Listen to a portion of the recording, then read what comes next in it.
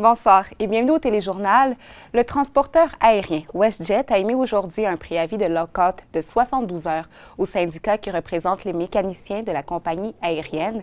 Cet avis ouvre la voie à un arrêt de travail qui pourrait débuter mardi.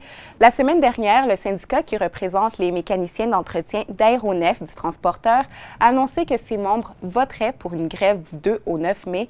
La compagnie aérienne et le syndicat négocient une nouvelle convention collective depuis septembre 2023 et en cas de lock-out, les vols pourraient être affectés.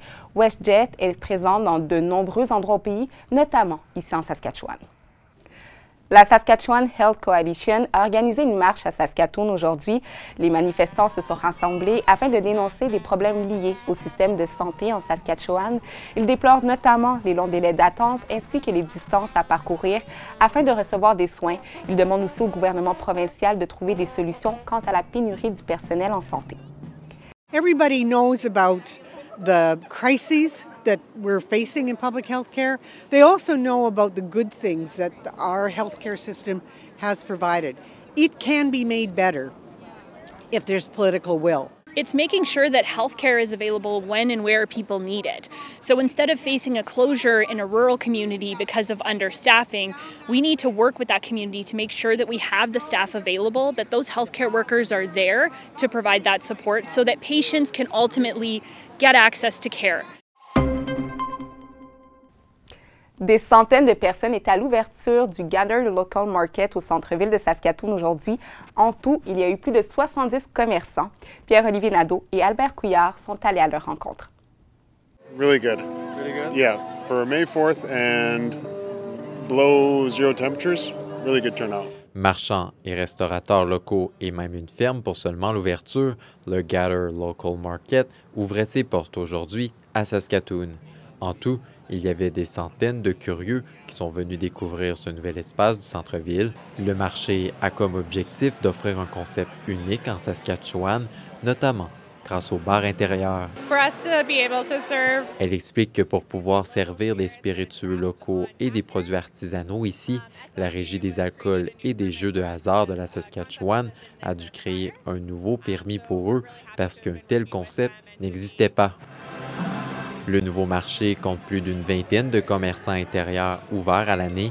Par ailleurs, une cinquantaine seront à l'extérieur de mai à septembre, ouverts le jeudi et le samedi. Dans la foule de restaurateurs, on retrouve Khaled Kamrouzaman, un francophone qui détient le Pop Shawarma, et les affaires roulaient bien pour une ouverture. Il y a beaucoup de monde cette année. D'habitude, à chaque année, quand on ouvre, il fait un peu froid, puis il y a un peu moins de gens d'habitude au début de la saison.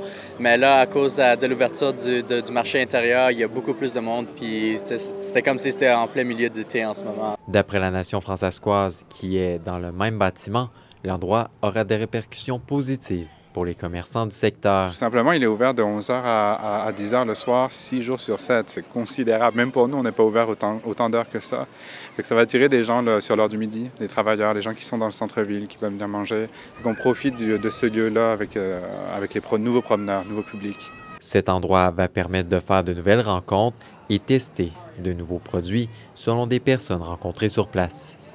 Ici Pierre-Olivier Nadeau, Radio-Canada, Saskatoon.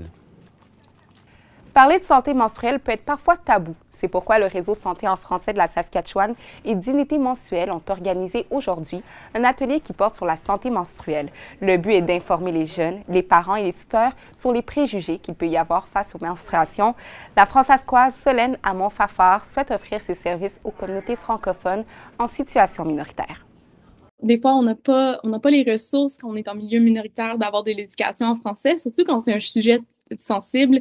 Si on est plus à l'aise d'en parler en français, moi, je trouve que c'est vraiment une bonne idée. Puis, on a fait un atelier avec Entre elles, qui est le regroupement des femmes de la Saskatchewan. On a fait un autre atelier avec le réseau santé français de la Colombie-Britannique. Donc, on essaie vraiment d'offrir nos ateliers. Moi, c'est vraiment une de mes missions parce que c'est ça. Déjà, on est en contexte minoritaire et des fois, on n'a pas accès à ce genre d'éducation-là.